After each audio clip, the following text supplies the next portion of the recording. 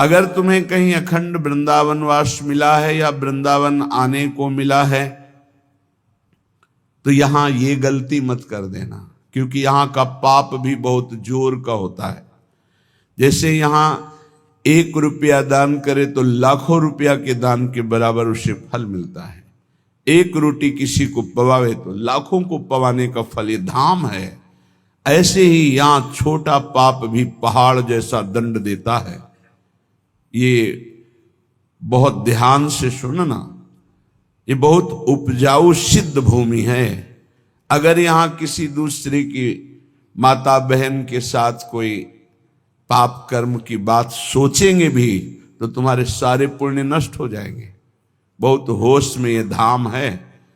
इसीलिए बड़े बड़े महापुरुषों ने प्राय अपने जनों को कहा है कि 1-2 दिन जाओ, चुपचाप दर्शन करो, आंख मूंद के वापस लौट आओ, कोई पाप न बनने पावे।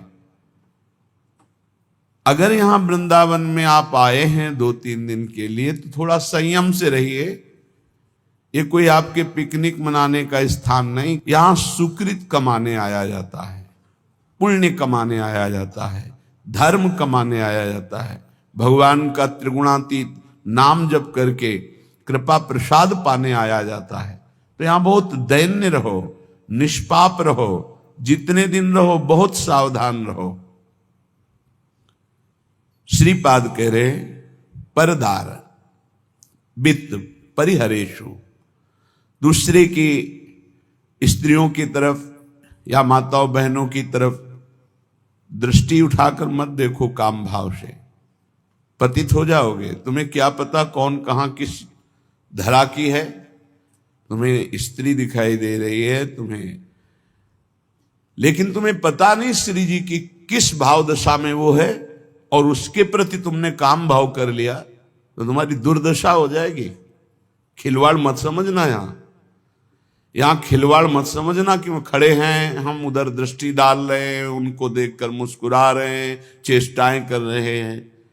वृंदा सखी का शासन है, न देखने लायक रह जाओगे न मुस्कुराने लायक रह जाओगे। बहुत होश में। ये सत्संग इसीलिए कड़वा थोड़ा लगेगा क्योंकि ये आपको बहुत अमृतमय परम पद में पहुंचाने के लिए ही हो रहा है। आप यहां खड़े हैं पंक्ति में, सामने माताएं बहनें खड़ी हैं, आप बार बार दृष्टि मिला रहे हैं, बार बार मुस्कुरा रहे हैं, बार बार, उनको कोई फर्क नहीं पड़ना। तुम जैसे मरण धर्मा की मुस्कुराहट का त्याग तो उन्होंने पहले ही कर दिया है। वो प्रिया प्रीतम की मुस्कुराहट में फंसे हुए चित्त वाले हैं, तुम्हारी मुस्कुराहट क्या वहां फर्क पड़ेगी, लेकिन तुम्हें फर्क पड़ जाएगा क्योंकि तुम धाम आए हो। धामवासी जो प्रिया प्रीतम के उपासी हैं, उनके प्रति तुम्हारी जो काम दृष्टि जा रही है तुम्हारा सर्वनाश करने के लिए पर्याप्त है। इसलिए वृंदावन अगर आए हो 1-2 दिन के लिए, 3 दिन के लिए, तो आंखें संभाल के, मन को संभाल के, वाणी को संभाल के, श्रवणेन्द्रिय को संभाल के, तो यहां से माला माल होकर जाओगे। थोड़ा सा पुण्य, थोड़ा सा दान, थोड़ा सा सेवा, थोड़ी सी भगवत भजन की वृत्ति, ये आपके कल्याण के लिए पर्याप्त हो जाएगी। पर यहां होश में, ये कोई शहर नहीं है, ये वृंदावन धाम है, प्रिया प्रीतम का निज महल। जैसे किसी मंदिर में जाकर गलत काम करने की तुम्हारी हिम्मत नहीं होगी, तो मंदिर में तो भाव से भगवान की स्थापना होती, यहां तो भगवान अवतार लेकर सब लीलाएं की है, कर रहे हैं और लीलाएं होती रहेंगी। ये दिव्य धाम है, चिदानंद। 84 कोस ब्रज भूमि, कोई कण ऐसा नहीं जहां हमारे प्रिया प्रीतम ने लीला ना की हो, जहां हमारे लालजू लाडली जो खेले ना हो। इसलिए यहां बहुत होश में। और जो धाम वास करते हैं उनको ये सहनशीलता रखनी है कि तुम्हारे साथ कोई भी बर्ताव हो, तुम धाम मत छोड़ना। महत पापों का नाश हो जाएगा तुम्हारे। वो पदवी मिलेगी जो योगींद्रों मुनिंद्रों के द्वारा वंदित है। संभाव्योपि बिरंच नारद शिव स्वयं भुवाद्यैर्न यह, जिसकी संभावना भी नहीं इन बड़े महापुरुषों को वो पदवी प्राप्त होगी। राधा सहचरी पदवी, प्रिया सहचरी पदवी प्राप्त कराता है वृंदावन धाम। इसलिए आपको बहुत सहनशील होना पड़ेगा। श्रीपाद कह रहे यदि कोई तुम्हारे साथ ऐसा व्यवहार करता है तो सत्योपदेशे, मैं तुम्हें सत्य उपदेश कर रहा हूं, तुम उसके प्रति गलत व्यवहार मत करना। हे वृंदावनवासी, यदि तुम्हारे प्रति कोई गलत व्यवहार कर रहा है तो तुम उसके प्रति गलत व्यवहार न करना, तो उसका किया हुआ गलत व्यवहार उसके लिए साप से भी अधिक होगा और तुम्हारे लिए वरदान बन जाएगा, क्योंकि तुम्हारे पापों का नाश करके भगवत प्राप्ति में सहायक होगा। इसलिए महाप्रहारिषु, थप्पड़ दो थप्पड़ नहीं, कोई दो चार लाठी भी मार दे, प्रहार भी कर दे, तो मुझे चुपचाप सह लेना। ये बड़े महापुरुषों ने सहा है। पंडित रामकृष्ण बाबा की सीधी खोपड़ी में लाठी मारी, खून खून ऐसे रक्त रंजित हो गए, कुछ नहीं बोले वो। इतने सिद्ध महापुरुष जो बचपन में गोविंद देव के साथ गोली खेलते थे, कंचा गोली बचपन में ठाकुर गोविंद देव जी के साथ खेलते थे, ऐसे सिद्ध महापुरुष को यहीं ऐसा प्रहार किया शांत भाव से। एक बड़े महापुरुष बता रहे थे कि प्रातःकालीन यमुना जी की पावन अवगाहन आचमन करके समीप बैठे हुए थे। इतने में 4 लोग आए, बोले पैसा दे बाबा। कहा मेरे पास तो है नहीं, क्योंकि ऐसा अकिंचन स्वरूप है। मार डंडो मार डंडो, जय राधा वल्लभ लाल, जय राधा वल्लभ लाल, जय राधा वल्लभ लाल। हमने कहा फिर प्रभु उनका तो सर्वनाश हो जाएगा। बोले नहीं, प्रियाजू के पार्षद हैं, आए देखते थे देहाभिमान कितना है, बस उसी का। नहीं नहीं, उनका मंगल नहीं हो सकता। ये सत्योपदेशे महाप्रहारिष च, ये मैं तुम्हें सत्य उपदेश कर रहा हूं। कोई किसी भी तरह का मंगल तुम्हारा करे, तुम वृंदावनवासी हो तो चुप रहना।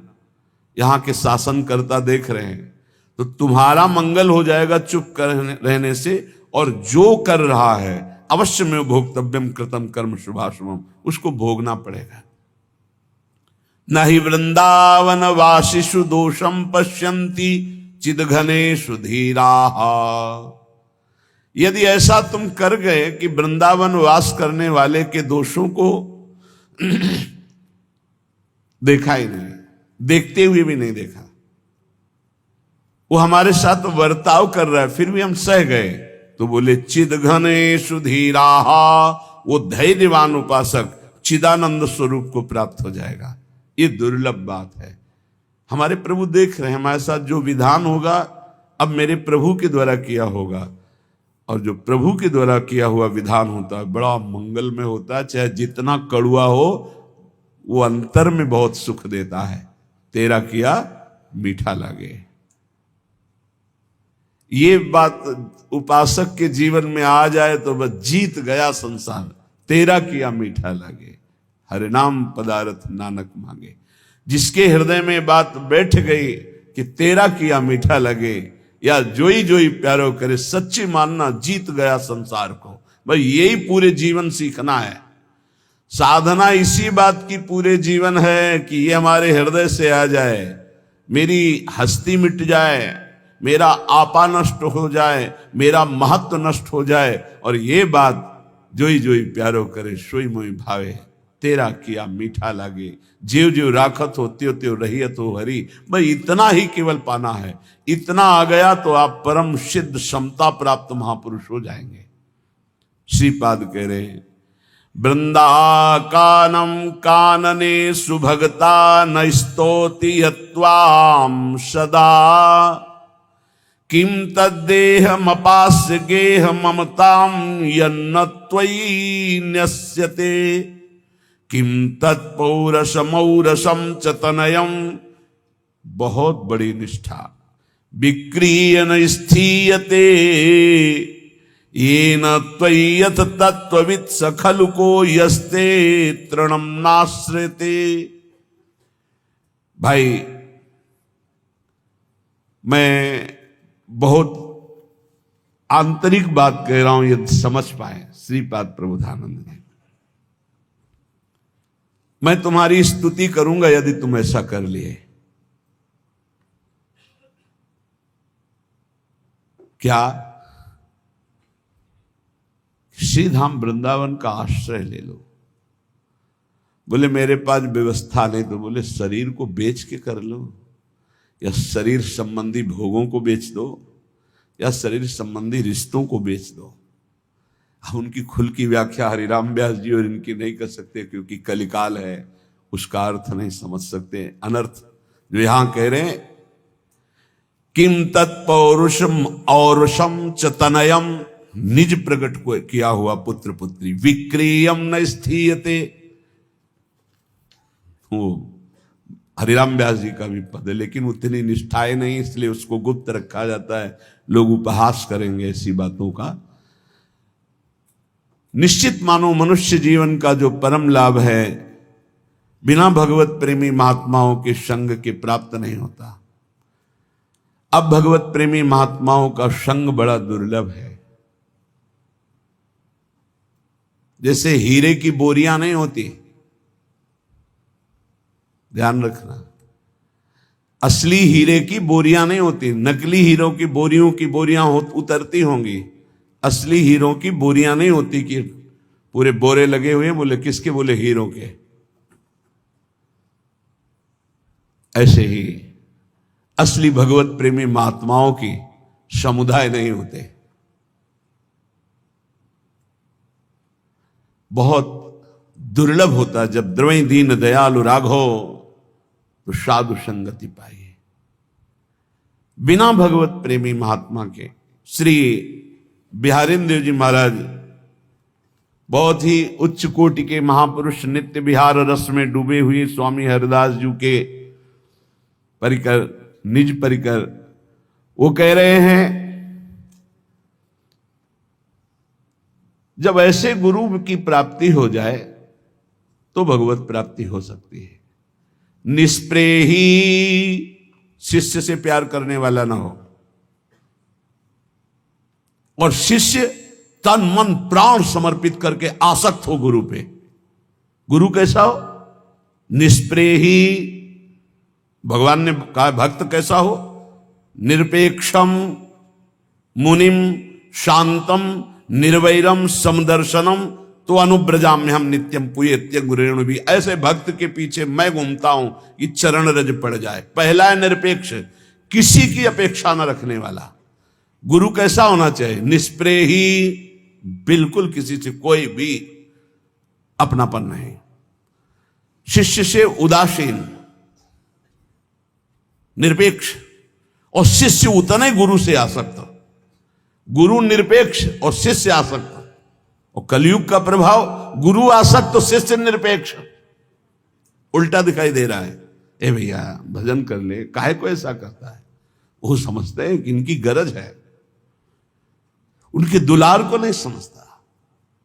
उपकारी गुरु वो निरपेक्ष इसीलिए है कि आरत और अधिकारी जब पावें गूढ़ो तत्व न साधु दुरावें। जब तुम गुरु आसक्त हो गए तभी तुम वस्तु प्राप्त कर लेते। कल एक प्रश्न हुआ था कि जैसे मैं हृदय से आपको गुरु मानती, तो क्या हृदय से आप हमें शिष्य मानते हैं? कदापि नहीं, किसी को भी नहीं। क्या बात करते हो आप? किसी को मानते नहीं। हम साक्षात श्री जी का निज स्वरूप मानते हैं। आप हमारे प्रभु, हमारे प्रियालाल हैं, हमारे पास आए बस। तो शिष्य श्री जी के, तो आप नौकर। आपकी बात श्री जी तक, श्री जी की बात आप तक। गुरु श्री जी हैं, हम उनके दास हैं, उनके सेवक हैं। उनकी बात आपको बता दी, आपकी बात उनको बता दी। गुरु वही है। बोले हम तो आपको गुरु मानते हैं। ये आपका भाव है। आप हमें क्या मानते हैं? साक्षात प्रभु, इसके अलावा कुछ नहीं। आप हमें क्या मानते हैं, उसी से आपका कल्याण होगा। हम आपको क्या मानते हैं, ये हमारे जीवन की साधना का फल है कि हम आपको क्या मानते हैं। निष्प्रेही, बाहरी व्यवहार नहीं। कैसा गुरु होना चाहिए? ये पहचान है। शिष्य से उदासीन। शरीर सुख, हमारे को औषधि दे दी, भोजन दे दिया, वस्त्र दे दिया, वास दे दिया, हम तुम्हारा एहसान मानेंगे? जो अनंत ब्रह्मांडों का भरण पोषण करता, तेरे को केवल निमित्त बनाया, करता वही है। तो तेरे को अभिमान नहीं आएगा, तेरा कल्याण हो जाएगा। मेरी आसक्ति नहीं होगी तो मेरा कल्याण हो जाएगा। अध्यात्म को समझना है। उपासक जब आर्त भाव से दर्शन के लिए रोता हुआ राधा राधा पुकारता है हृदय से, फिर विलंब नहीं होता दर्शन में। जिस समय गोपी जनों ने लताओं से, भूमि से, सबसे पूछा आपने मेरे श्री कृष्ण को देखा है क्या, फिर लीला में तन्मय होकर लीलानुकरण करने लगी, फिर भी श्री कृष्ण नहीं मिले तो सब एक स्वर में रोने लगी।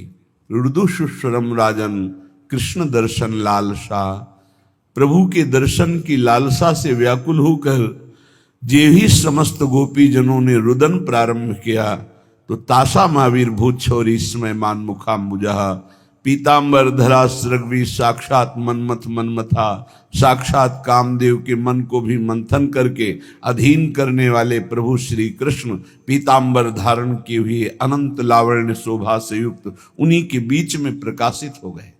रुदुषुस्वरम राजन, ये भगवत प्राप्ति का प्रबल साधन है। ये सब साधन करते हुए जब ये प्रकट होता है तो समझ ले अब दर्शन नजदीक है। बिन रोए किन पाइया प्रेम प्यारा मीत, तो भोरी सखी कह रहे हैं जब आर्त भाव से रोते हुए राधा राधा ऐसा रटते हुए वृंदावन की कुंज वीथियों में अपनी स्वामिनी को ढूंढूंगा, चारों दिशाओं में देखूंगा तो अचानक घटना घटती है, नूपुरों की ध्वनि सुनाई देती है, उधर दृष्टि जाती है तो देखते हैं परम कृपालु स्वामिनी जू लालजू के गलबैया दी हुए पधार रही है। बस देखते ही मैं उनके चरणों में लोटपोट हो जाऊंगा। आवत परम कृपालु स्वामिनी, लोट पंथ में जय हो, भोरी अधर अरुण रंग रंजित, मुशिकन दृगन बसे हो, कब हो कुंज गली चली जय हो, राधा राधा नाम पुकारत, चहु दिस चकित चिते हो, कब हो कुंज गली चली जय हो।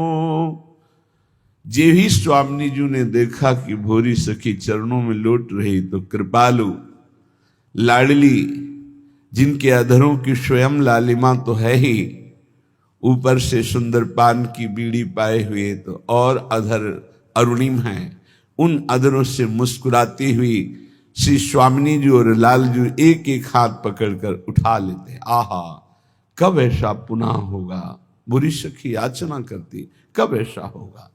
उपासक इसी भावना में मगन रहता है।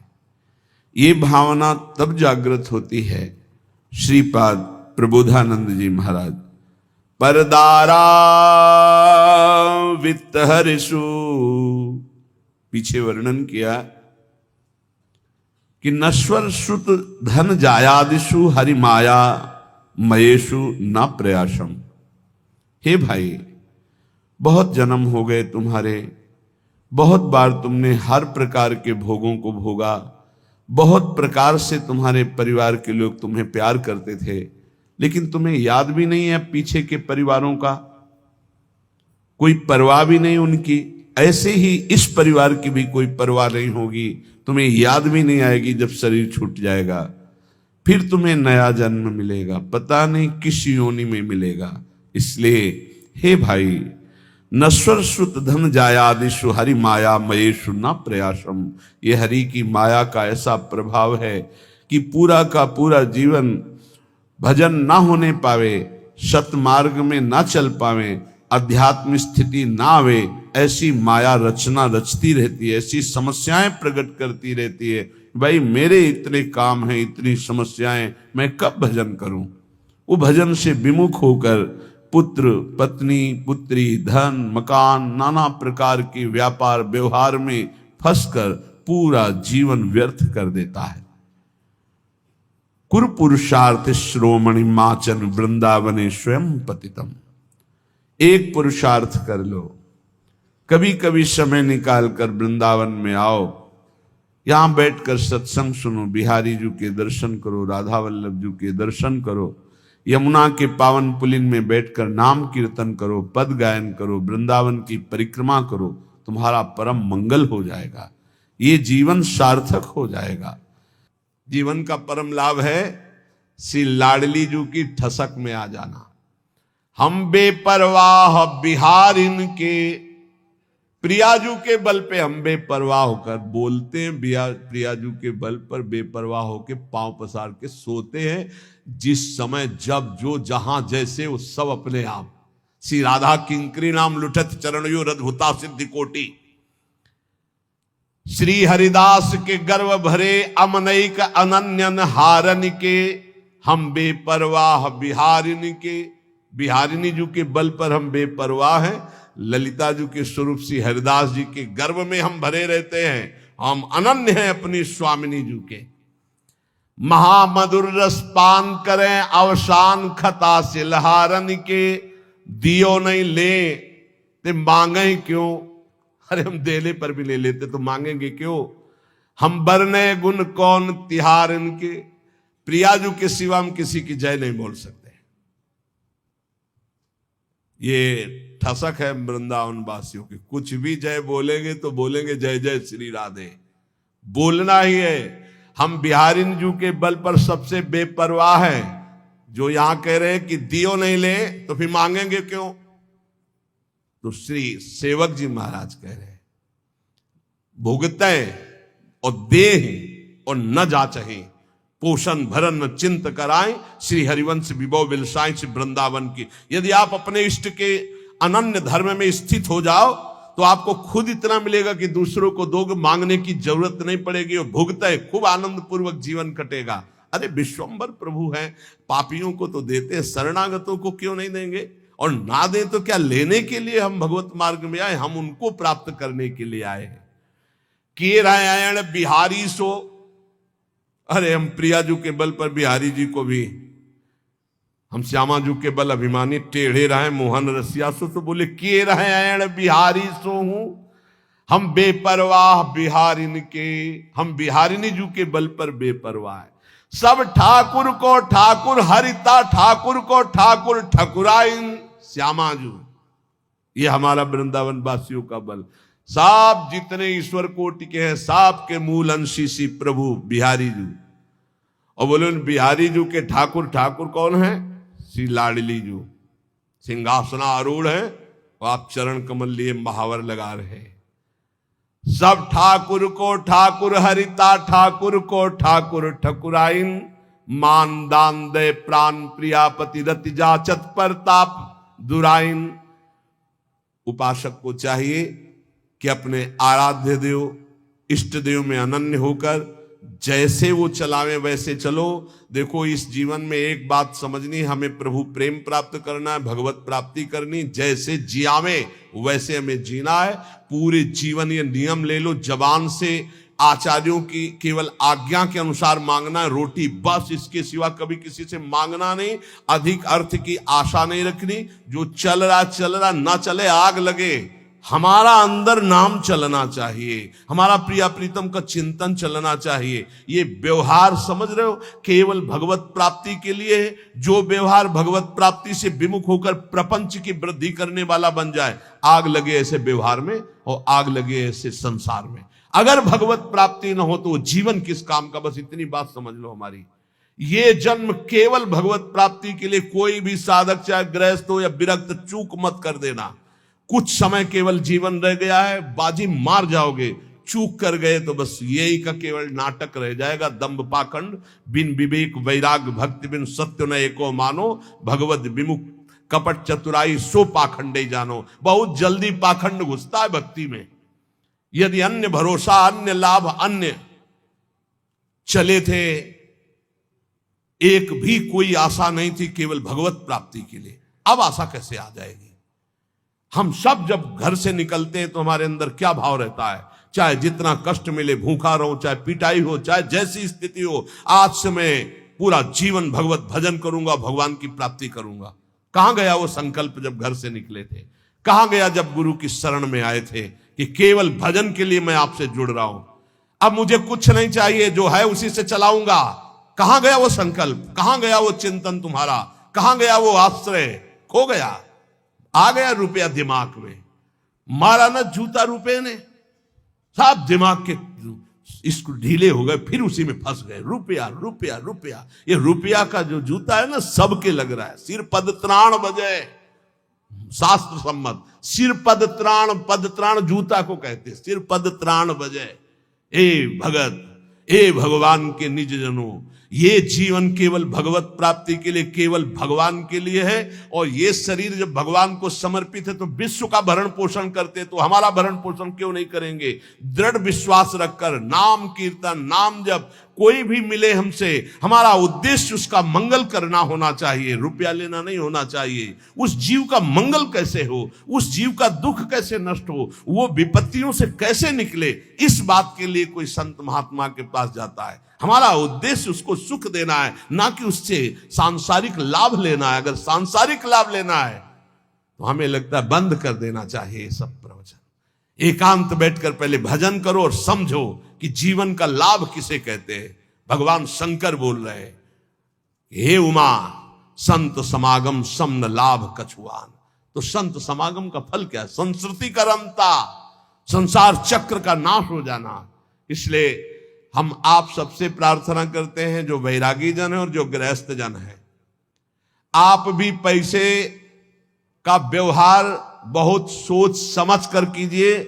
जहां अत्यंत आवश्यक है, कोई बीमार है, कोई घटना में असमर्थ है, उसका सहयोग कीजिए। कोई भूखा है, भोजन दे दीजिए। रुपए के बल पर अध्यात्म सुनना ना चाहे, रुपए का बढ़ावा देकर अध्यात्म खरीद सके, ऐसा कोई है ही नहीं। अध्यात्म हमारे शास्त्रों में ऐसा नहीं कि आप पैसे से खरीद सके। किसी महात्मा की कृपा रुपयों से ले सके, असंभव। किसी सत्य को रुपए से तौल सके, घसीट सके, छीन सके या खरीद सके, असंभव।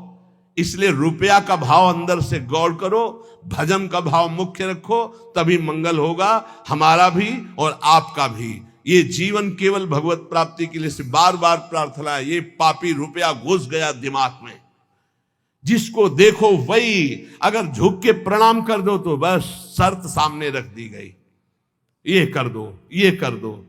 यही हमारा कभी कभी मन में आता है, बंद करो ये सब।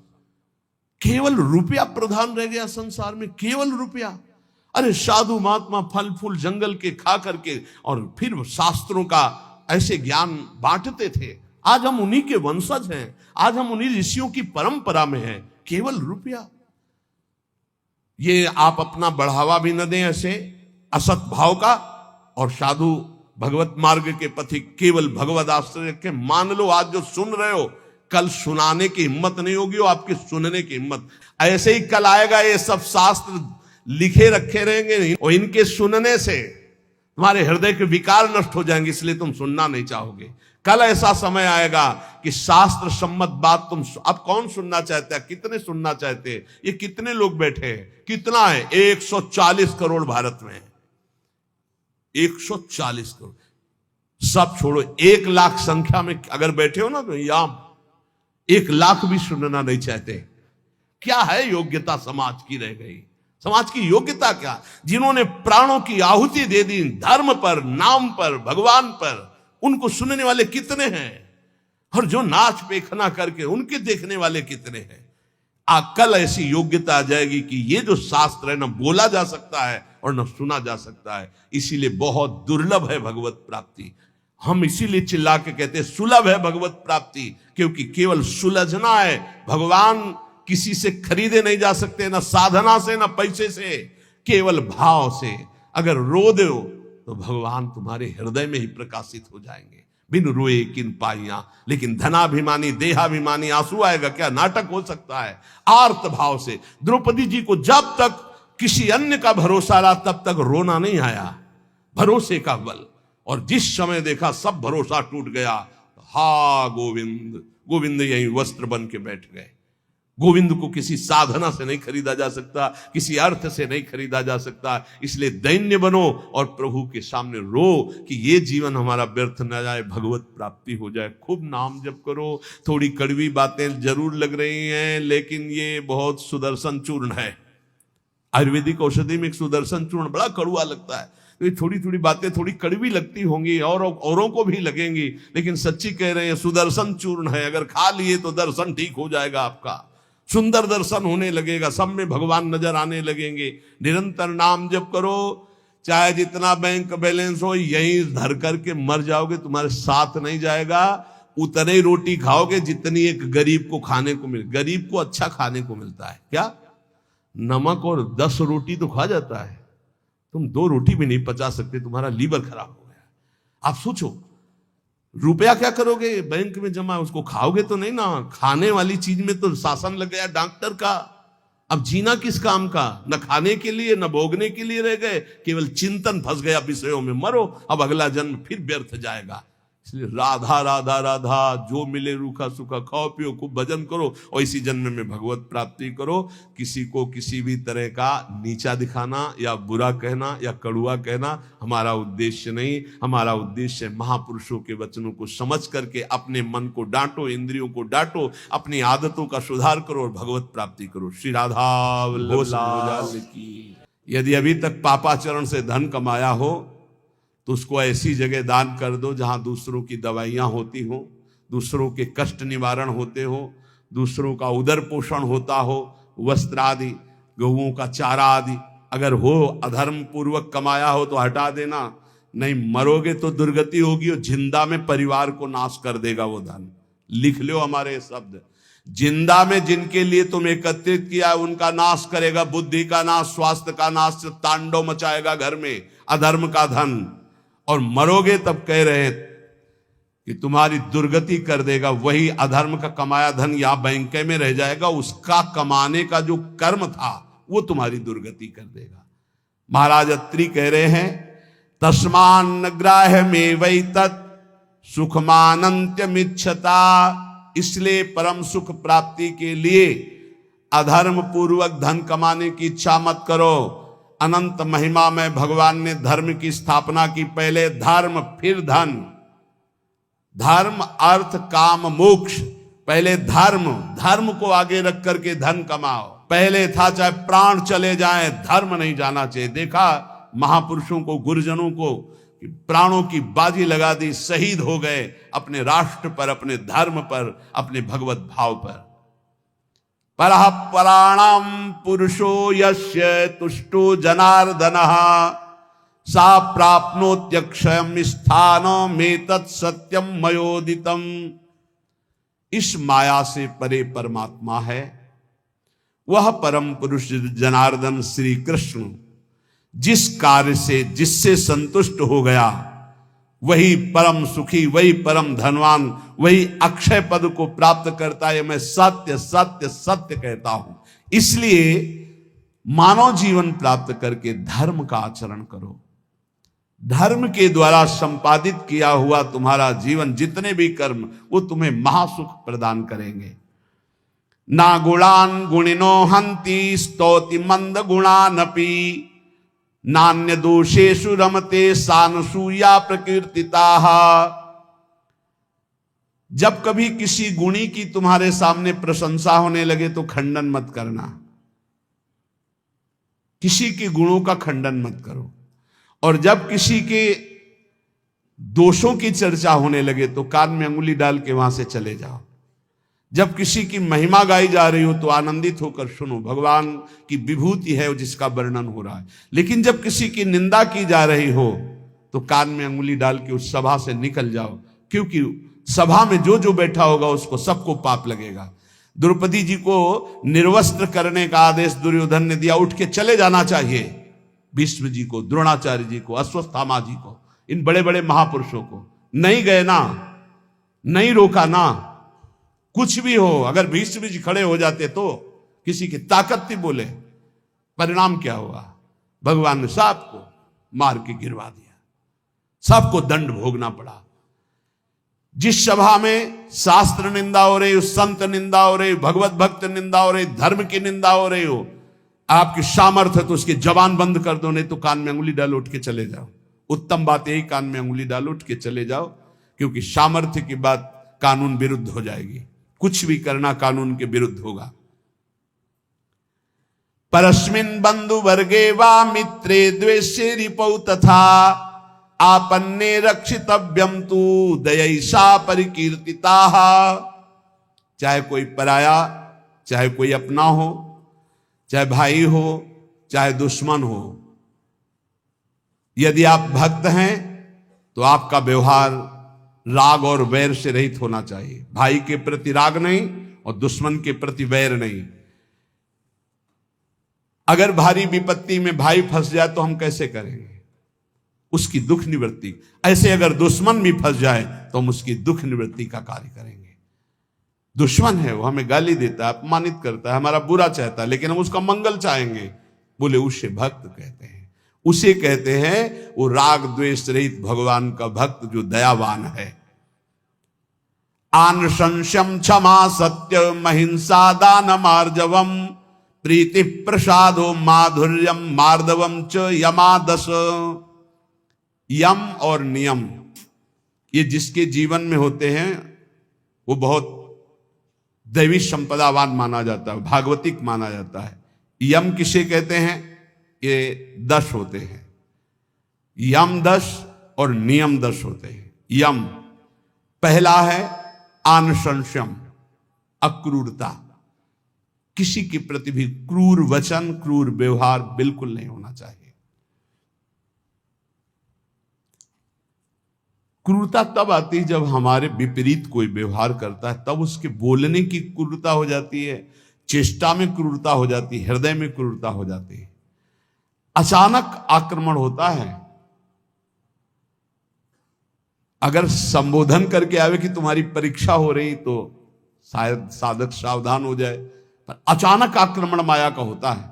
वो संभल ही नहीं पाता कि मेरी परीक्षा हो रही, और वो क्रूर बोल देता है, क्रूर कर्म कर देता है, क्रूर चिंतन कर देता है। इसका मतलब यम कमजोर है। यम नियम में वो कमजोर है। पहला यम है अक्रूरता। न वाणी में क्रूरता हो, न शरीर में चेष्टाओं में क्रूरता हो, न मन में क्रूरता हो, अक्रूरता। दूसरा है क्षमा। सबसे बड़ा बल है क्षमा। कोई कितना भी कैसा भी व्यवहार करे, क्षमा बल से उसे जीत लेना चाहिए। तीसरा है सत्य। सत्य के समान कोई दान नहीं, कोई पवित्रता नहीं, कोई बड़ा अनुष्ठान नहीं। वाणी से सत्य बोलने का नियम बना ले। कलिकाल है, इतना झूठ का बोलबाला है, पूछो मत। झूठ है ही, औरों से तो और जाने तो गुरु जी से झूठ। कई बार कहा है कि एक घर तो छोड़ दो गुरुदेव का, कम से कम उनके सामने तो सत्य बोलो। एक क्षण में उनसे भी झूठ, और जबकि पता है कि उनको पता हो जाएगा, फिर भी झूठ बोल देना। अरे भाई, फांसी थोड़ी लग जाएगी, डांट लग जाएगी, गुस्सा हो जाएंगे, पर हम सत्य बोल देंगे तो हमारा अपराध क्षमा हो जाएगा। सत्य एक जगह तो नियम ले लो तो सब जगह धीरे धीरे फिर भाव मानी संख्या से सवाल हल हो जाएगा। एक जगह सत्य बोलना शुरू कर दो। वाणी में सत्य बोलना, ये यम का नियम। अक्रूरता, क्षमा और सत्य। हमारा जब वाणी में सत्य होगा तो आचरण भी सद आचरण होंगे, फिर हमारा विचार भी सद विचार होगा, और संग भी सदसंग होगा। यम अगला सत्य के बाद अहिंसा। किसी की भी हिंसा न करना, न मन से, न वचन से, न कर्म से। सत्यम, अहिंसा और दान। सुधन धन्य प्रथम गतिया की दान। बस दान का तात्पर्य इतना ही समझ लो, अहंकार रहित त्वदीयम वस्तु गोविंदम तुभ्यमेव समर्पये। हे प्रभु, आपके द्वारा दी हुई वस्तु तो ये परिवार से थोड़ा, हमारे परिवार भर के लिए इतना प्रयोग हो गया, 10 रुपया बढ़े, बस ऐसा। ये हमने कहीं नहीं सुना। गरीब आदमी अगर एक बछिया दान करता है तो एक राजा 1 करोड़ गाय दान करे स्वर्णिम आभूषणों से अलंकृत करके, तो उस गरीब आदमी की बछिया के बराबर नहीं होगा। ध्यान रखना। जो गरीब होकर के दान करता है उसका विशेष महत्व होता है।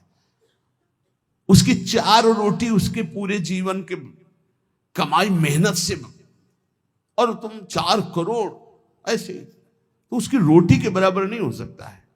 इसलिए दान का विशेष महत्व धर्म द्वारा कमाया हो। जैसे एक बार हमने सत्संग में बताया था दान के विषय में, सेतुआ यज्ञ का, मुदगल ऋषि वो कभी किसी से दान नहीं लेते थे, तो शीलोंच वृत्ति के द्वारा वो अपना उदर पोषण करते। सील कहते हैं जो किसान अपना खेतों से अन्न का अधिकार ले चुका है, अब वो ऐसे खेत उनमें जो दाने बाली पड़ा है उसे बिन लेना।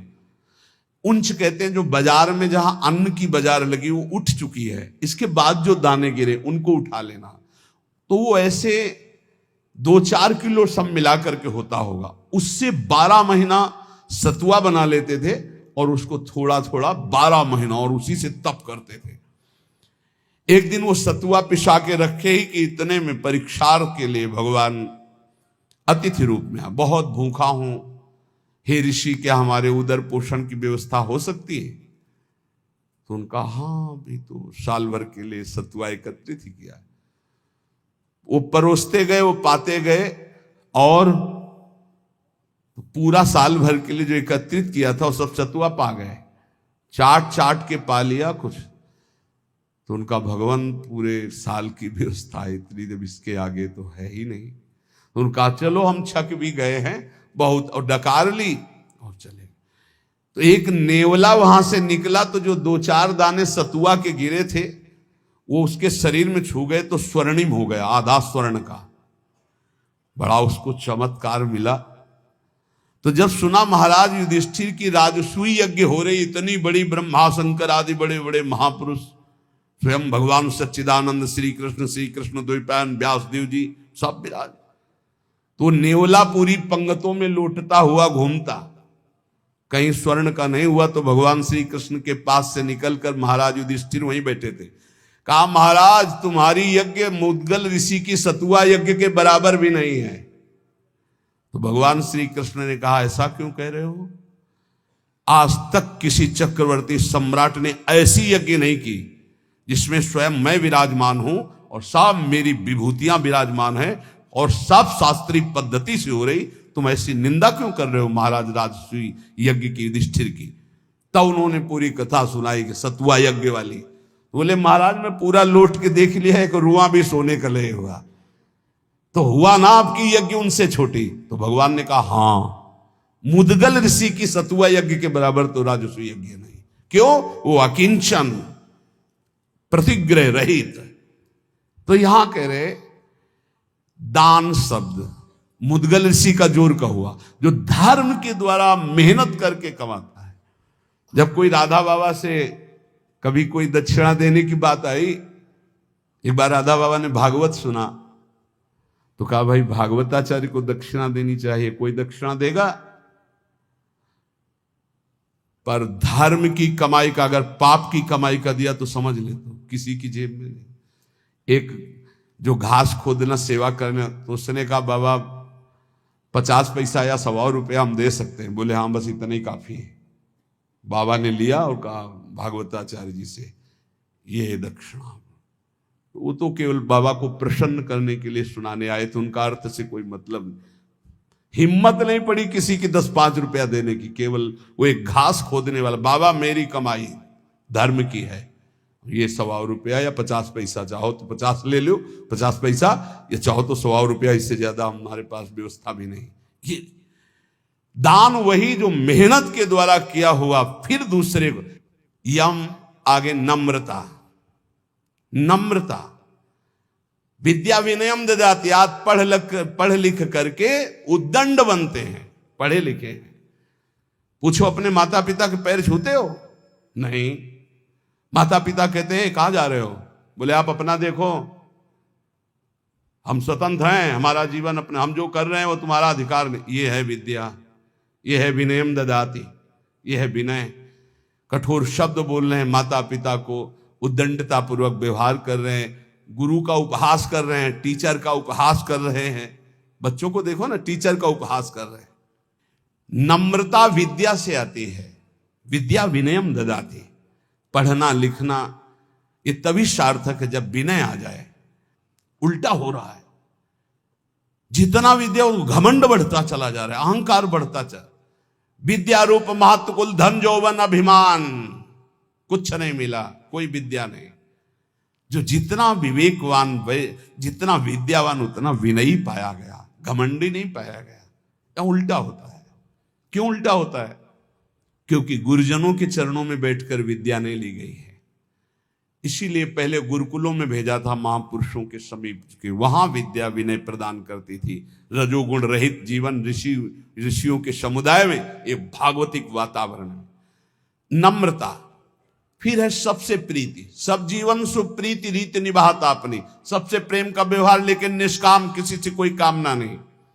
फिर यम में आता है प्रसन्नता, संतुष्टायन के, हर स्थिति में तुम्हारा मन प्रसन्न होना चाहिए। फिर मधुर वाणी, जब बोलो हंसी बोले बहु मान दे, परुख वचन कबहु न कहाए। और कोमलता, हृदय बड़ा कोमल होना चाहिए। ये 10 लक्षण यम कहलाते हैं। कहा जाता है ना, यम नियमों का पालन करने से ही भगवत प्राप्ति होती है। तो अक्रूरता, क्षमा, सत्य, अहिंसा, दान, नम्रता, प्रीति, प्रसन्नता, मधुरवाणी, कोमलता, ये 10 यम हैं और ये 10 नियम हैं। शरीर की पवित्रता, वस्त्र की पवित्रता और मन की पवित्रता, तीनों पवित्र होने चाहिए। बिल्कुल ऐसे पशुता हो रहे, हाथ कोई धो ले तो बड़ी बात है। पहले जल लेके साधु लंगोटा, सोटा, कमंडल, ये बिल्कुल अब इतना वीआईपी है कि कमंडल रखना बेइज्जती की बात हो जाएगी ना। बाबा जी कमंडल कैसे? कमंडल है, डंडा है, बंधा लंगोटा, काछ वाछ मन निश्चल राखे, धन धन जननी तेरी। रास्ते में लघु शंका लगी तो कैसे हो गए? आचमन करना है, मूत्रेंद्री का प्रक्षालन करके, हस्त प्रक्षालन करके, आचमन करके, तप है पवित्रता का। ऐसे पूरा शुद्ध वातावरण, शरीर पवित्र, वस्त्र पवित्र, मन पवित्र। नियम, सबसे पहला नियम पवित्रता। शरीर पवित्र, वस्त्र पवित्र, विचार पवित्र, कितना बढ़िया जीवन होता। दूसरा नियम में है यज्ञ। तो यज्ञानाम जप यज्ञ, उसमें सबसे बड़ी यज्ञ है जप यज्ञ। राधा राधा राधा, नियम ले लो जप यज्ञ का। नियम में तीसरा है तप। अपने धर्म का पालन करते हुए जो आपको कष्ट मिलता है उसको सहना तपस्या कहते हैं। जैसे आप प्रातःकालीन वेला में, प्रातःकालीन क्या, अर्धरात्रि वेला में जगते हैं। प्रातःकाल तो 4 बजे से होता है, यहाँ तो अखंड कीर्तन ही चलता रहता है। पर रोड में हम जब 2 सवा 2 बजे उतरते हैं तो 10-20 हजार लोग खड़े होते हैं और सब साधक जन सेवा में रहते हैं। तो इसका मतलब 1 बजे जगे होंगे, तब तो वहाँ सेवा में पहुंचे। और वो लोग तो हो सकता है कोई 12 बजे से खड़ा हो, कोई 11 बजे से, कोई 1 बजे से। अब जो नींद नहीं लिया, जो कष्ट से, इसे तपस्या के, इससे पाप क्षीण होते हैं, इससे बहुत लाभ प्राप्त होता है। ये बाहरी तपस्या है। समय से स्नान करना, चाहे गर्मी हो चाहे सर्दी हो, समय से अपनी दिनचर्या में आना, चाहे जितना कष्ट हो, ये बाह्य तपस्या में होता है। भोजन आदि ना मिल पाना, फिर भी अपनी दिनचर्या करना। और आंतरिक तपस्या मानी जाती काम, क्रोध, लोभ आदि को सहना, इनको सहना आंतरिक तपस्या कहे। इन तपस्याओं के अलावा और भी बहुत सी तपस्याओं का वर्णन, पर वो खास बात नहीं। आए हुए वेग को सह जाए सो महात्मा, काम के वेग को, क्रोध के, लोभ के, मोह के वेग को जो सह जाए, ये सबसे बड़ी तपस्या। नियम पवित्रता, नियम जप, नियम तप, कष्ट सहने का स्वभाव, नियम दूसरों को सुख देने का स्वभाव। आओ बैठो बैठो, मृदु भाषण। आप जल पिएंगे? अच्छा, श्री जी का कुछ भोग लगा, आप थोड़ा प्रसाद पा लीजिए। मृदु व्यवहार, सरल व्यवहार। स्वाध्याय नियम, आपका नियम होना चाहिए स्वाध्याय का। ये नियम के अंतर्गत आते। स्वाध्याय नियम पूर्वक, और नियम जनेन्द्री का निग्रह अर्थात ब्रह्मचर्य, नियम में ब्रह्मचर्य व्रत बहुत जोर की बात। गृहस्थ है तो संयम पूर्वक विरक्त है। जनेन्द्री का संयम ब्रह्मचर्य और मौन व्रत, वाणी का मौन व्रत, ये नियम। और अल्पाहार का नियम या उपवास का नियम, बहुत बड़ा भजन में इसका प्रभाव पड़ता है। आपका अधिक भोजन पाने से जो भजन में शक्ति लगनी चाहिए वो भोजन पचाने में लगती, इसलिए भजन में रुचि नहीं होगी, ध्यान रखना। या तो अल्पाहार और या फिर कभी कभी उपवास, पर सेवा नहीं छोड़ना। श्री सुदामा दास जी महाराज सुदामा कुटी के स्वयं आटा मांग कर लाते, स्वयं उपला बिनते, फिर रोटियां बनाते, फिर संतों को पवाते।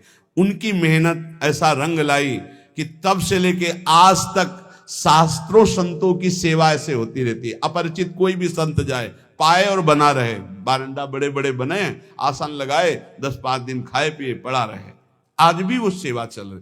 संत सेवा अगर मिल जाए, परोसना है, पत्तल उठाना है, पोछा लगा, ये अहोभाग्य समझा जाए। इसको ऐसा ना समझा जाए कि एकांत में बैठकर भजन करना ज्यादा अच्छा है, लेकिन इनके बीच नहीं। मन की गति को संभाल पाना बहुत कठिन है। आज एकांत के लिए भजन के लिए कर रहा है, कल एकांत के लिए भोग के लिए कहेगा, इसका कोई विश्वास नहीं। गुरु प्रदत्त दिनचर्या को कभी ना तोड़ा जाए, और 10 वर्ष एक ही दिनचर्या चलाई जाए, मन शांत हो जाएगा, अपने आप देख लेना। ये नियम है। अल्पाहार नियम बना लो अल्पाहार का। एक साधु की, साधक की दिनचर्या भोजन की होनी चाहिए। इतनी रोटी, इतना चावल, इतनी सब्जी, इतना दाल, वो नियम है, उतना ही पाना है। कुछ भी हो, अच्छे से अच्छा पदार्थ हो, एक नियमावली भोजन की होनी चाहिए। और स्नान 3 बार, ब्रह्मचारी 3 बार स्नान होना ही चाहिए। 24 घंटे में 3 बार स्नान। वो शरीर सुख के लिए नहीं, जैसे अब सोने जा रहे हैं तो कोई स्नान करते हैं, नहीं, कदापि नहीं, दिनचर्या के विरुद्ध नहीं। एक प्रातः जो अभी 1:30-2 बजे हुआ, और एक पुनः अगर आपका दिनचर्या का क्रम में 8 बजे, 9 बजे, 10 बजे जैसे स्नान का हो, फिर एक सायं 4 बजे, 5 बजे, बस। अपने का तो 2-3 घंटे बाद ही पुनः स्नान होता है, फिर सायं होता है। 3 स्नान जीवन हो गए, 3 स्नान जीवन। अगर कहीं पेट खराब हो गया तो जय बार फिर अर्ध स्नान करना ही करना है। ये 10 नियम और 10 यम ये साधक के जीवन में होने ही चाहिए। नियम पवित्रता का, जप का, तप का अर्थात कष्ट सहने का, दूसरों को सुख देने का, स्वाध्याय करने का, ब्रह्मचर्य का, मौन का, उपवास का, स्नान का, ये नियम होने चाहिए, नियम होने चाहिए। इसमें ये नहीं देखा जाता है स्नान का कि शौच लगी है तो ठीक है, शौच नहीं लगी तो चलो नहीं करते स्नान, इसका नहीं। एक नियम अपने लोगों की दिनचर्या रही। यहां तो बाथरूम, शौचालय गंगा किनारे, जब शीत वायु चल रही तब 3 बार स्नान, और पूरी जटाओं के सहित। ये जो घंटों जटाओं से गंगा जल गिरता रहता था, ऐसे टपकता रहता, पूरा शरीर कांपता रहता। वहां ये थोड़ी देखना है कि शरीर को क्या हो रहा है, वहां भगवत प्राप्ति करनी है। आगे कह रहे हैं महर्षि विश्वामित्र जी की वाणी, निज अनुभव कह रहे हैं। कामम कामाय मानस्य यदि कामः समृद्ध्यति अथैनम अपरः कामो भूयो विद्यति बाणवत। हे भाई, सबसे ज्यादा पतन का कार्य होता है काम भोग। ये ऐसा विकल कर देता है भोग के लिए कि सब प्राणी को, पशु पक्षी मनुष्य देवता कोई भी, ये सब विकल कर देता है कि रुक पाना बहुत कठिन होता है। फिर जहां उसको भोगा गया तो उसकी नवीन कामना, फिर नवीन कामना, फिर नवीन कामना। यदि कामा समध्यति तो अथैनम अपरः कामो भूयो विद्यति बाणवत।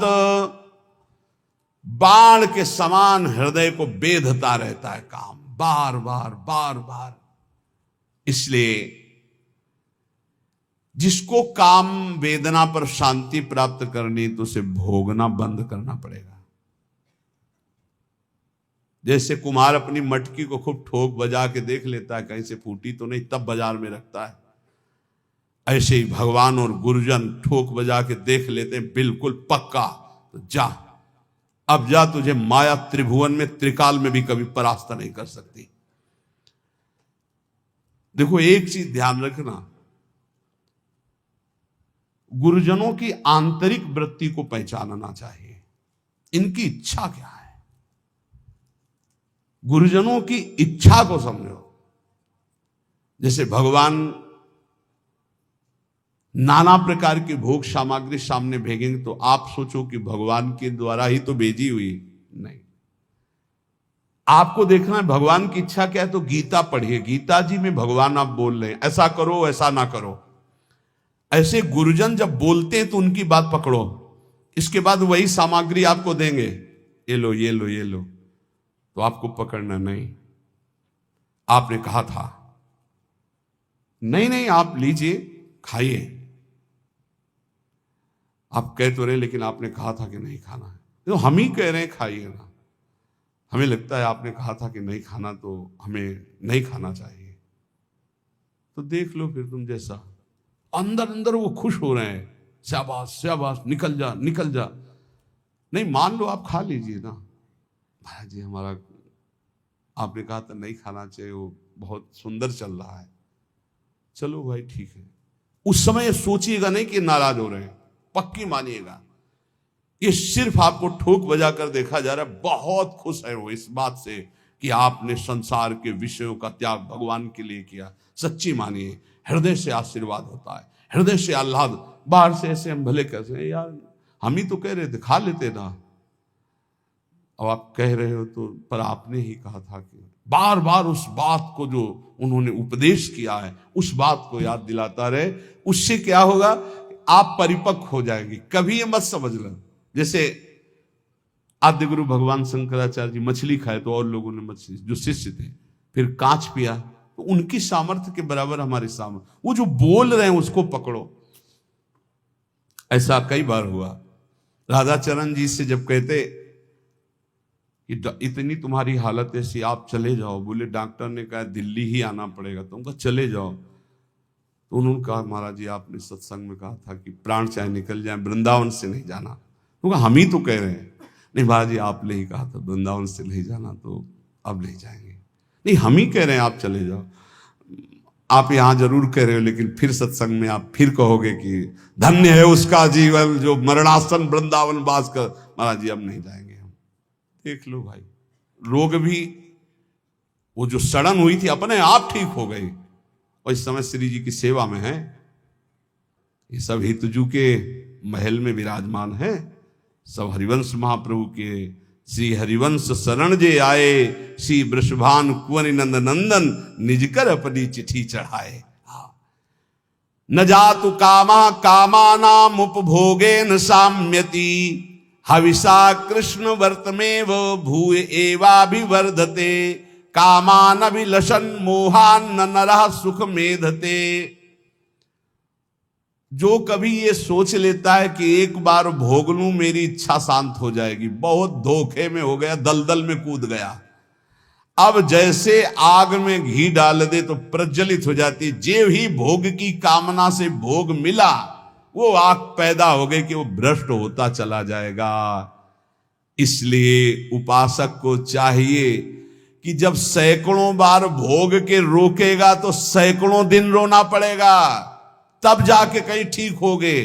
उसका पाप भी बन गया, उसका अभ्यास बन गया, उसका स्वाद मिल गया, बहुत समय लगेगा। और पहली बार में ही यदि रोक लिया तो ऐसे चट से निकल जाओगे। इसलिए भोग की आकांक्षा उत्पन्न होने पर उपासक को पहली वृत्ति में ही रोक लेना चाहिए। ये ना सोचे कि भोग भोगने के बाद शांति मिल जाएगी, नहीं, ऐसे दलदल में फंस जाओगे, फिर निकलना मुश्किल हो जाएगा। इसलिए सत्य नार कहा प्रतपति सत्य तिष्ठति मेदिनी, तुम सत्य नियम धारण करो, सत्य बोलो, सत्य आचरण करो। सत्य के प्रताप से सूर्य तेजस्वी है, सत्य के प्रताप से पृथ्वी जल में नहीं डूब रही। सत्य सबसे बड़ा धर्म है, सत्य बोलने के बराबर कोई पुण्य नहीं है। सत्यवान चाहे तो स्वर्ग लोक जाए, चाहे ब्रह्म लोक जाए, जो चाहे वहां जा सकता है, जो चाहे कर सकता है। 1000 अश्वमेध एक आदमी करने वाला और एक आदमी केवल सत्य बोलने वाला तराजू पे तोला जाए तो सत्य बोलने वाला अधिक पुण्यशाली पाया जाएगा। आप देख लीजिए, अश्वमेध सहस्त्रम च सत्यम च तुलया धृतम, अश्वमेध सहस्त्राधि सत्यमेव विशिष्यते। एक आदमी केवल सत्य बोलता है और एक आदमी 1000 अश्वमेध यज्ञ करता है, तो तराजू पे तौला जाए तो सत्य बोलने वाला श्रेष्ठ पाया। मतलब सत्य से बढ़कर कोई यज्ञ नहीं, कोई दान नहीं, कोई तपस्या नहीं, कोई पुण्य नहीं। इसलिए सत्य का ही वचन पूर्वक बोलना, सत्य का ही चिंतन करना, सत्य का ही आचरण करना, तो सच्चिदानंद रूपाय प्रभु श्री कृष्ण की निश्चित प्राप्ति हो जाएगी। खूब नाम जप करो, जो सत्संग सुना है उसका मनन करो, गंदे आचरणों का त्याग करने का नित्य प्रति उत्साह रखो। भगवान सबको बल प्रदान करेंगे और इसी जन्म में हम सब भगवत प्राप्ति करें। श्री राधा वल्लभ लाल की।